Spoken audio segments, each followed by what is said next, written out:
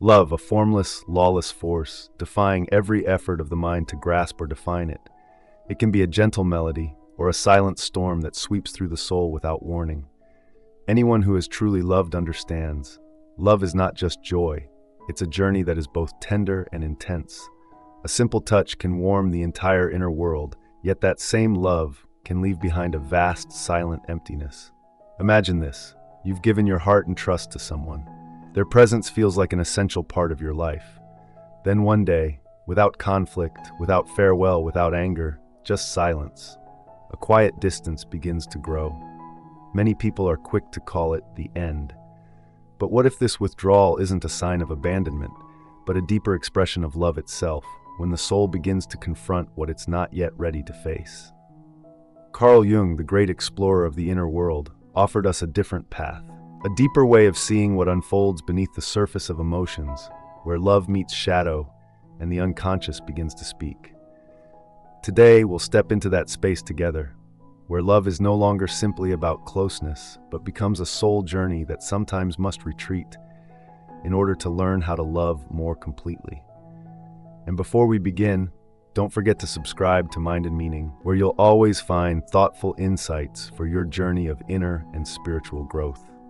Love is not simply an emotion that floats on the surface of the mind. It's not an exchange of feelings between two people, like measurable back and forth currents. At its deepest essence, love is an internal phenomenon, a movement of the soul imbued with both light and shadow within us. Carl Jung, the pioneer of the unseen depths of consciousness, pointed out that the human mind is not a unified block. It is divided into two main realms: consciousness, where we perceive, analyze, and decide, and the unconscious, where we store what we cannot or dare not face: buried fears, suppressed desires, wounds that have never healed. We think we love with reason.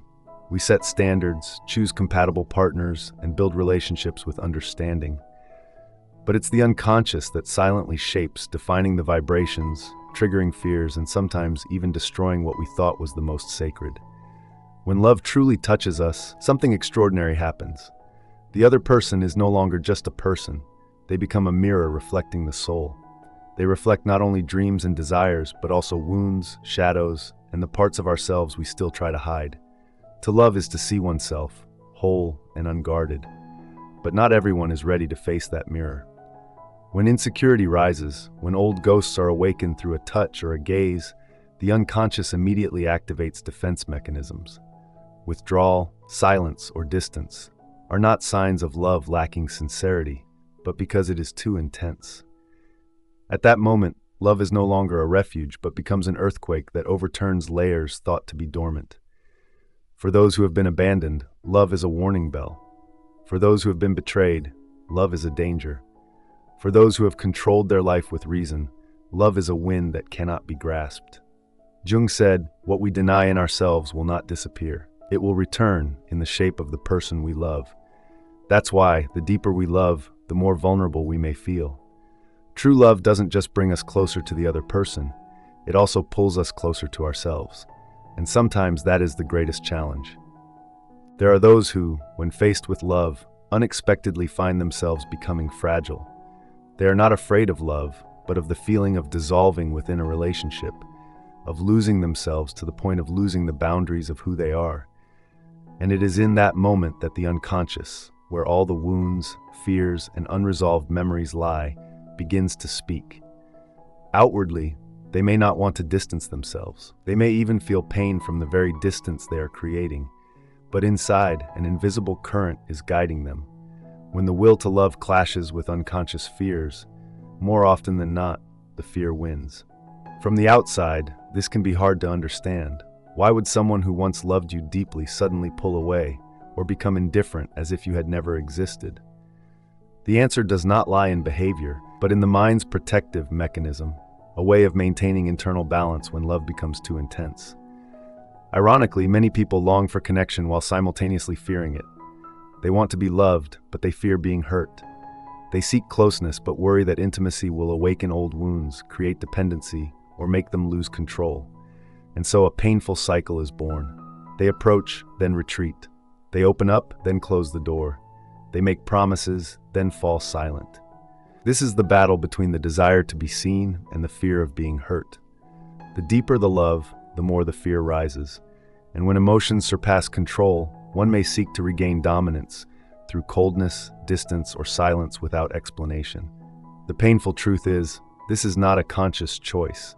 It is a reaction from an inner child that has not healed. It is the whisper of old experiences that are still alive in the dark. And you, left with unanswered questions, may begin to blame yourself. You ask, what did I do wrong? Was I not good enough? But the truth often has nothing to do with you. You just happen to become the mirror reflecting their broken pieces. In such moments, don't chase after them. Don't make their pain your burden. For forcing someone does not heal their fear. It only pushes them further away. True love is not about holding on. It's about creating space for the other person to face themselves in freedom. Here's where things get more complicated.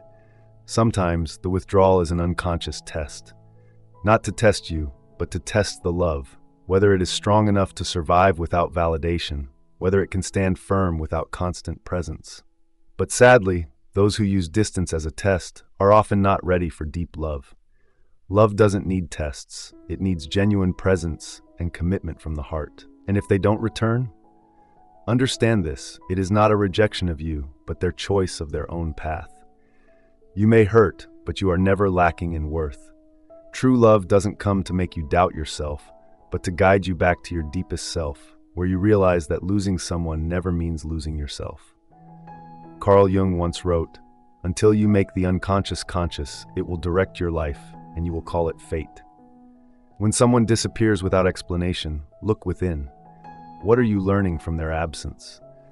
What does it awaken in you that you've long avoided?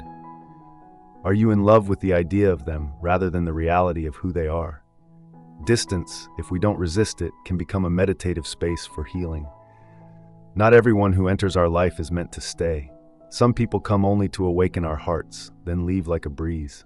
But the most important thing, after everything, is that what you need to hold on to is not them but yourself.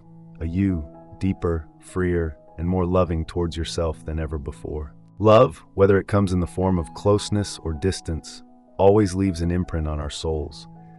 And sometimes the most beautiful thing isn't keeping someone by your side, but keeping your heart whole after the pain. If you're experiencing the silence of someone you once thought was the one, remember, you are not alone. Each of us has loved so deeply that we've been broken, only to learn to embrace ourselves in the end. Let the distance teach you resilience. Let the longing remind you of the value of genuine love, and let yourself become the safest harbor for your own heart. Because in the end, true love is not the person who stays, but the one who helps you find yourself. Thank you for listening. If this video has touched something deep within you, please share it.